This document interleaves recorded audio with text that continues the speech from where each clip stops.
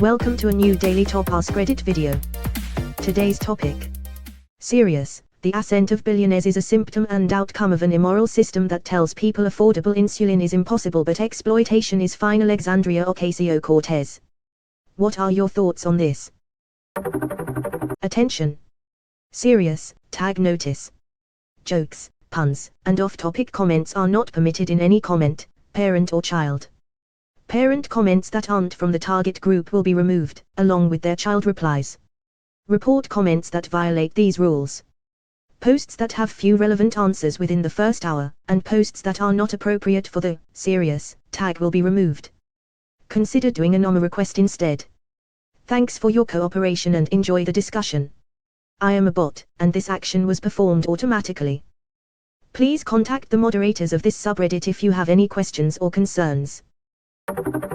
As a type 1 diabetic, this is very close to my own personal experience. I was diagnosed when I was a baby, just 1.5 years old.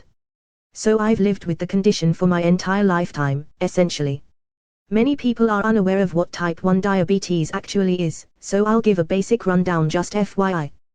Type 1 diabetes is an autoimmune condition in which the immune system targets and destroys the cells in the pancreas that produce insulin, beta cells in the islets of Langerhans.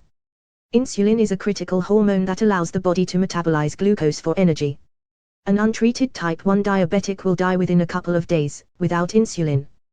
Contemporary insulins, Humalog, Ovolog, and Lattus, etc., have been around for decades with only minor tweaks to the production of those insulins. The price for a 10 ml vial of Humalog or Ovolog was around $20, over the counter, without insurance. Those same insulins are now priced at $300 over the counter, without insurance.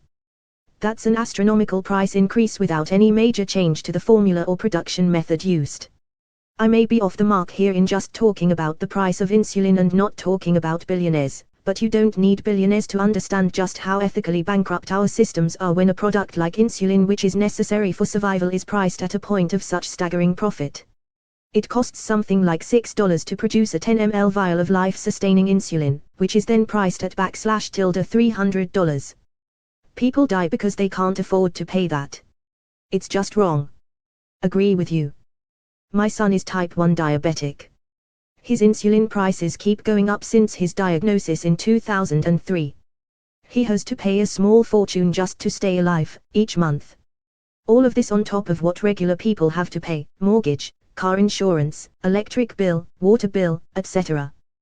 This is not something he can just go without. He will literally die. Do you know the terror of knowing, if you don't have the money, you have a high chance of death? Disgusting, and disturbing. My art professor was type 1 and he was having to ration his insulin. This man made more than the average person and still was unable to afford these astronomical prices. I hope he is okay. I haven't seen or heard from him since the start of the pandemic. And no real way to find out because I had to drop out of college to pick up a second job during the pandemic. If you want to get a little more outraged, Sir Frederick Batig, Canadian, gave away the patent for insulin so that it wouldn't be expensive. He is quoted as saying, "Insulin does not belong to me, it belongs to the world." https://www.cmethall.org/inductees/Frederick Batig. We as the world have the power to take it back, and to do so, we need to stop valuing wealth and accepting the commodification of everything of normal or acceptable. As a society, we've spent decades disproportionately admiring extreme wealth instead of reacting with the disgust unchecked greed and excess should attract. Perhaps we've always been this way. Perhaps we began to career out of control when we adopted a greed is good mindset. But collectively many of us don't just admire wealth, we worship it. We salivate over celebrities, we see people with endless riches as impressive, clever, powerful and admirable. Of course it's not as simple as money is bad and the ultra-rich are bad people, but the mindless pursuit of more has all but become who we are as humanity. We've allowed for the creation of a society, and we've voted for policies and governments that have consistently benefited the very wealthy to the point where many people defend this because becoming rich is their dream, their ideal of what a successful, valuable person is. Many live with the delusion that they are going to own that superiate someday. They delude themselves into thinking Jeff Bezos and Elon Musk and people like them earned their money, which is utter fantasy, and that they can get there too. Conversely, many suffer with an all-pervasive sense of failure because they have not reached some unreachable, intangible benchmark of success because we've moved away from placing value on the pursuit of art, knowledge, innovation, curiosity, being, family, friendship. We measure success by monetary worth, and we deride the jobless, the struggling, as less than or faulty, as stupid time wasters and non-contributors to some distant boss's millions. As the overwhelming majority of people have seen their incomes stagnate for decades, as their standards of living slide, as the people who work at Amazon have to pee in bottles and have little health care cover at sea, and earn a pittance a less than living wage, we see CEOs earning insane orders of magnitude more than their workers despite doing little more actual work, and we go along with it. We're wowed by it instead of revolted and angry.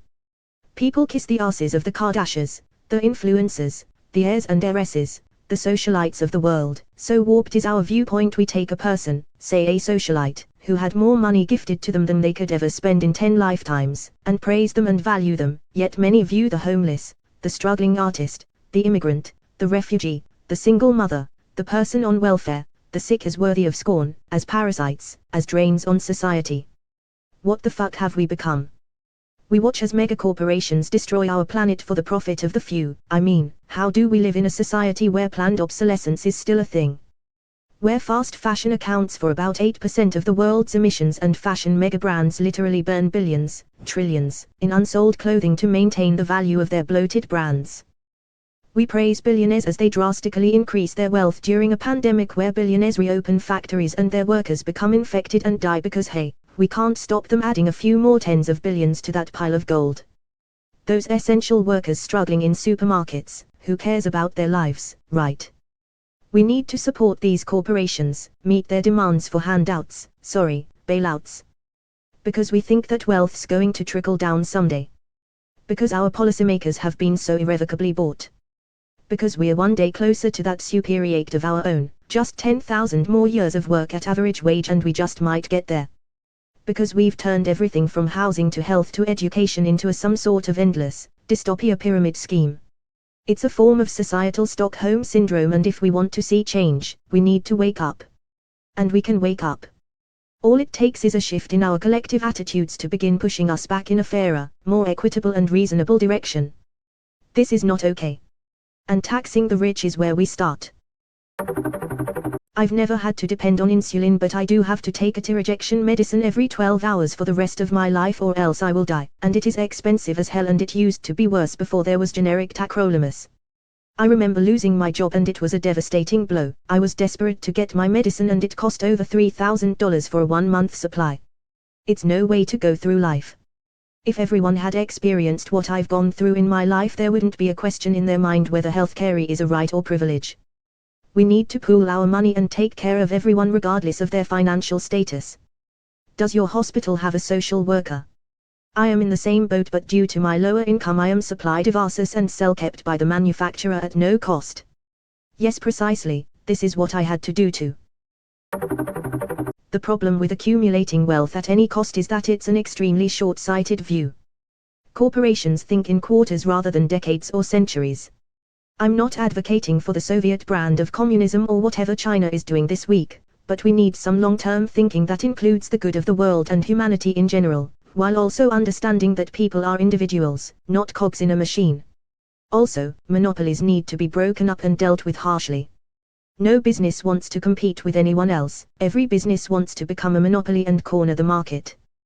That's why there need to be safeguards. Companies need to be made wary of becoming a monopoly. That might force them to engage in some fair practices and care about consumers for a change. I think it would be really interesting if the US clarified that a CFO's fiduciary responsibility was to the whole lifetime of the company and not just the current time. Then they couldn't shoot down ideas by saying it's not financially responsible. Consider an example. Let's say the CEO of a Fortune 50 company wants to publicly endorse a carbon dividend plan to fight climate change. Someone in the business runs an analysis and finds it might cost $500 millimeter per year. The company makes $12 billion in profits, but even then, $500 millimeter is a lot of money. The market wants companies to grow by 4% annually, not endorse plans that will lose 4%. The CFO says that she can't endorse, because as the fiduciary of the company it's irresponsible. However, it's probably just 30 years' time until the company will be paying $500 because of climate change. And without some action, that cost will grow to $1 billion in inflation-adjusted terms in 60 years.